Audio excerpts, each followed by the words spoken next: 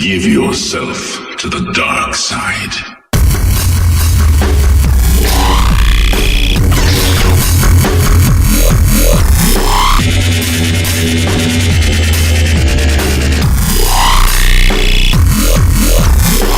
Welcome to the Let's Talk Old Republic podcast. I am Mike Spataroto, aka Spike, and today we have here with me John Pinkley, aka Temudgeon. Now, our first topic of discussion, we're going to talk about the hype and anticipation that everybody has for this MMO that's coming out. It's pretty much gonna be the biggest game coming out this year, or next year, or the next couple of years, for that fact. Well, I mean, it's been so ridiculous with how they kept pushing the release window back. It's been like a constant, cock tease, like ridiculously, like, oh yeah, we'll release it spring, fall, and then finally they settled on the December 20th release date. I think that added to the hype and the anticipation because it gave them much more time to release more advertising for it, to go to more of the cons, all the big conventions and whatnot, and to just and it's also a good thing for the game too that they kept pushing it back because it gives them more time to smooth things out and adjust balances and whatnot. So to really perfect and polish it up to where it needed to be. Because, I mean, I don't know about you, but I've been waiting for this game for like 4 years now. Like, at least about 4 years. oh yeah, there's a lot of people that are in the same boat. Because, I've played, World of Warcraft as long as I can remember, since like vanilla. And, lately, like within the last year, with the release of Cataclysm, it totally lost its appeal to me. I mean, I don't know. There's a lot of people that still really enjoy it, but I'm so super stoked for Tor, like ridiculously. Yeah, I'm looking on a chart on some website. This is America pre-order chart, and this is a rough estimate as of the 12th of November. They might not have all the numbers from some stores that don't want to participate, but it's by far the most reserved game in America, pre-ordered game, at 865,669 pre-orders. So almost 1 million pre-orders. I don't even know the numbers from WoW's pre-orders and releases, but Cataclysm was one of the most anticipated releases. I mean, that since WoW actually like picked up its momentum and like gained such a huge player base. Yeah, I mean, this is a month out and it's already 865,000. That's just astronomical. All right, so we've established that the hype of this game is enormous. Now, I know a lot of people have not actually got to sink their teeth into this game unless they were privileged enough to be invited to the beta or stood in lines forever at like E3 or like different conventions where they allowed people to get a little bit of playtime. Yeah, they've definitely been pretty tight-lipped and closed about the content of the game. The videos they've had and the gameplay videos they had of the devs playing and stuff really didn't show you much about what this game was going to be about. A lot of people are going into it thinking it's going to be just the next Knights of the Old Republic game, and then it's not going to be anything like a traditional MMO, and it's not going to be for them, And I think there's a lot of misconceptions about what this game's going to be. That's very true, because a lot of the dev play you see, like, they're really trying to showcase like the kind of epic sort of really showcase the abilities of some of the classes and the characters, and like it doesn't resemble like accurate gameplay. You know what I mean? Like a realistic a player is not going to stand there and like perform their moves and like they're going to be moving. They're going to be like trying to like strafe around and like get in line of sight, and it's not going to be like the cut and dry like robotic motions that we've seen so far in a lot of the games. Yeah, and they're not showing you some of the really heroic moments when you got everyone just DPS in one major boss at the same time and everything's going off and everything's crazy. I mean, they've really limited what you've seen in that kind of in-game content. So I think that with this beta testing and the NDA lifted, we're going to get a lot more footage of the actual like realistic what the game is going to look like. actual gameplay.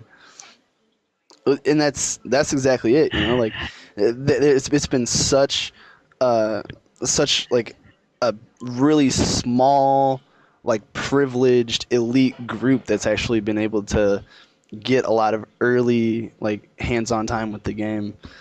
So I mean, once like the general public gets a hold of it, and a lot of the casual and hardcore gamers, like it'll start to come to fruition. Oh yeah, no doubt. I yeah, I've seen some of the videos and they're pretty spectacular already. And the NDA's only been lifted a couple days, a week now, I think. Hmm. There's no before it actually launches, we're gonna have a full scope of what we're going into. Which that'll be nice to actually get that pre-game, expectations. Oh yeah. All right, so I think I think we've covered enough on the hype and anticipation of like this enormous release that's coming out. What is our next topic of discussion?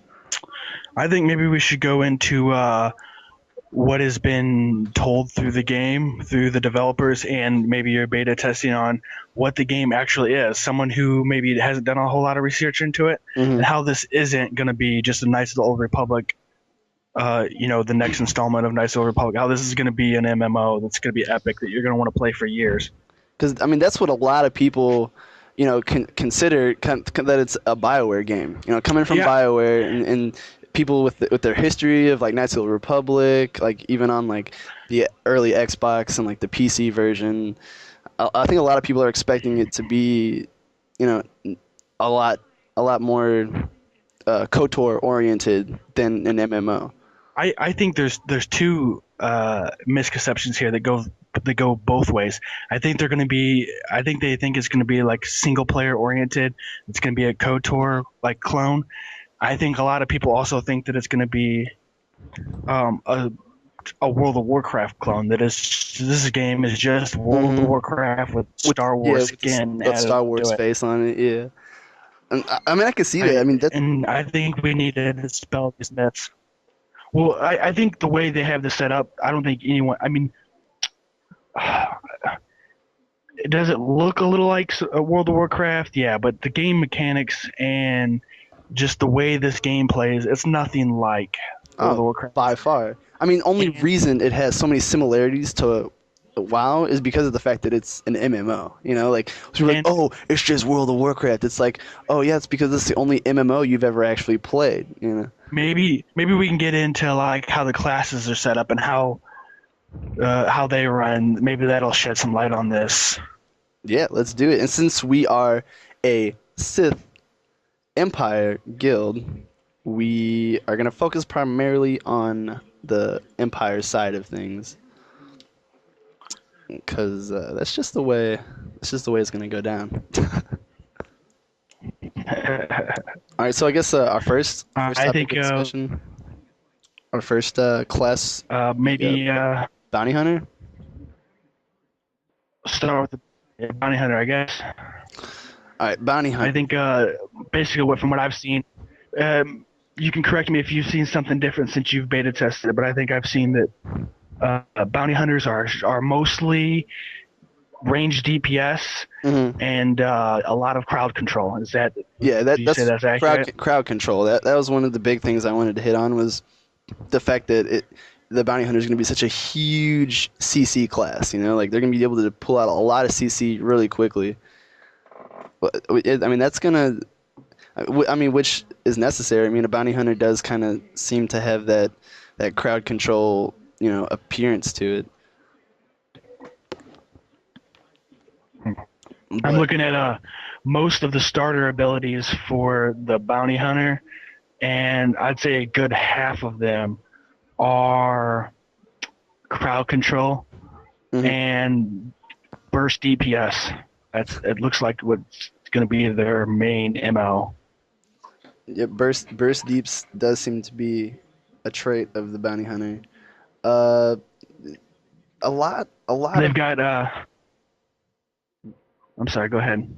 A lot of the bounty hunter appeal, I would say, is a lot of the fans from like the Star Wars series that want to play that mercenary kind of bounty hunter, like headhunter kind of feel to it. They really want to bring that epic, like, oh, I'm a loner bounty hunter. I conduct missions and get credits. How I see fit. That kind of mentality. I think they have a good chance of doing that too with this kind of character. I mean, they've got, if you go mercenary, you've got mercenary is one of their specializations, their advanced classes. Mm-hmm. And it says here that they're going to have, low to medium healing abilities with their range DPS, with their high-tech gadgets. So it's very possible that, they could be a very good loner solo class out when you're out leveling, doing quests and whatnot. As far as we know, are any of the Empire classes, are they incapable of healing themselves? Does everybody have some kind of healing ability? The way I'm seeing it is that every class can heal himself, but only in certain spec trees and advanced classes. Like take the Imperial Agent, for example. In their sniper specialization, it doesn't look like they have like any kind of healing capabilities, except for maybe, it looks like maybe only items and stuff. There's no skills that really like pertain to stuff like that. So, and it looks like the Inquisitor also has a class that isn't really a spec for. Their assassin spec is melee DPS and hybrid DPS or tank. A little bit of everything. So every class can heal and tank and DPS, but it depends on what spec you go, and it's only to a certain degree. Like you're not going to have an agent out there tanking, but it's possible. So that's an awesome thing that BioWare and Electronic Arts are bringing to the table, is the fact that everybody's going to be somewhat self-sufficient to the point where it's like, one guy can like tank a mob for a little bit, and they're not just going to go down like like a Clothy and WoW. It's not going to be like, everybody kind of has a little bit of like self-sustainment to where they can fend for themselves. Yeah. I've seen a video from beta testing since the NDA has been lifted, and an Inquisitor was doing some range DPS and healing a buddy. He was doing significant range DPS and healing a buddy of his to his left, and a warrior came up with him, like up on him, and he was able to hold his own with his lightsabers and then do some crowd control and get back, and then heal himself and heal his buddy, and then start doing range DPS again. So I don't think there's going to be any kind of one play style. It's not going to be, you're going to be stuck out there nuking people from a distance, or stuck, at melee range. You won't be forced. You won't be like wedged into a role like you were in WoW. Especially with like the Dungeon Finder and all that. It's like you were forced into a position where you're either a tank, a healer, or a DPS. You have one specific job, and that is all you can do. It's not going to be that way. And the play styles of those, the way World of Warcraft I'm glad that BioWare has went different, is that their specializations in World of Warcraft, if you were a melee class, you had to be like, there was no room for anything else. If you were a warrior in World of Warcraft, you were up there with an axe and a sword or whatnot. You couldn't be standing back and do anything else. So BioWare's really your gun. You couldn't throw on your range weapon and sit back and popped range shots at a mob. Yeah, they've really went out of the box on how their specializations and their classes are going to do it in this game. Know the power of the dark side.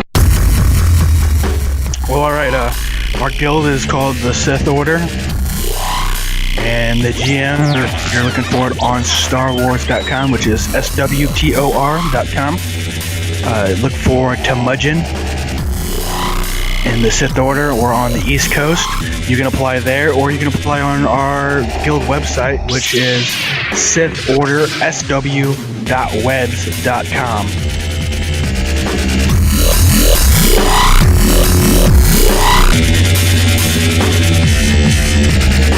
Bye.